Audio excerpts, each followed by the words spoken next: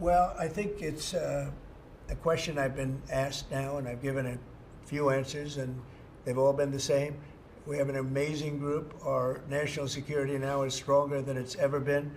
We have had a very, very successful, numerous attacks on that area. These are people that shoot down ships, not only our ships, ships all over the world. They're shooting down right out of the water and damaging them badly, or they're going down. They're also shooting anything that happens to be flying in the area.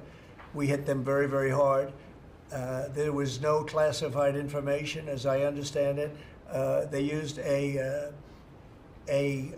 app, if you want to call it an app, that a lot of people use, a lot of people in government use, a lot of people in the media use. The national security team that was coordinating these efforts, as Director Radcliffe testified today, his first day on the job, he was introduced to this app on his government systems at the CIA and at the State Department and otherwise. So, look, this journalist, Mr. President, wants the world talking about more hoaxes and this kind of nonsense rather than the freedom that you're enabling. And a key part of our sovereignty is open sea lanes and knocking the crap out of terrorists, which is exactly what your team and Pete Hegseth, a good friend and fellow veteran, is leading the charge. The Houthis are absolutely on the run. The worst of them has been killed.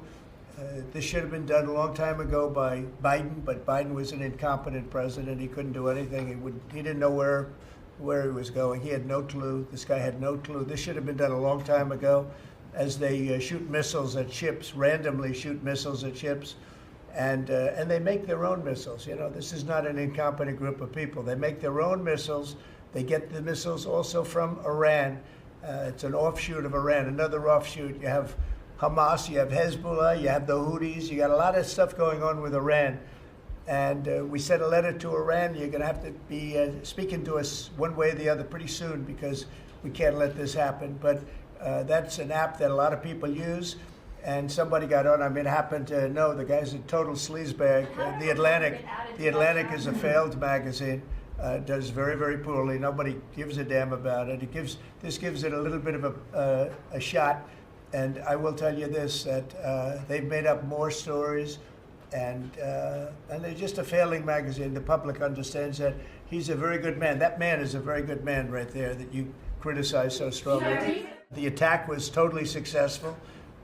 It was, I guess, from what I understand, took place during, and it wasn't classified information. So this was not classified. Now, if it's classified information, it's probably a little bit different. But I always say you have to learn from every experience. I think it was very unfair the way they attacked Michael.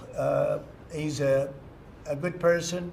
The person that was on just happens to be a sleazebag, so maybe that's just coincidence. I don't know. I said we'll look into it, but everybody else seems to be using it. It seems to be the #1 used device or app, whatever you want to call it, and we will certainly look. If it was up to me, everybody would be sitting in a room together.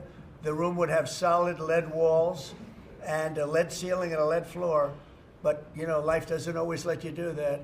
In the meantime, the attack itself that we were talking about and discussing has been an unbelievable success. I would ask them, it's not really an FBI thing, it's really something having to do with security like, will somebody be able to break in? Are people able to break into conversations? And if that's true, we're going to have to find some other form of device. And I think that's something that we may have to do. We have our technical experts looking at it. We have our legal teams looking at it. And of course, we're going to keep everything as secure as possible. No one in your national security team would ever put anyone in danger. And as you've said, we've repeatedly said, the attack was phenomenal and it's ongoing. No, I don't think he should apologize. I think he's doing his best. It's equipment and technology that's not perfect, and probably he won't be using it again, at least not in the very near future.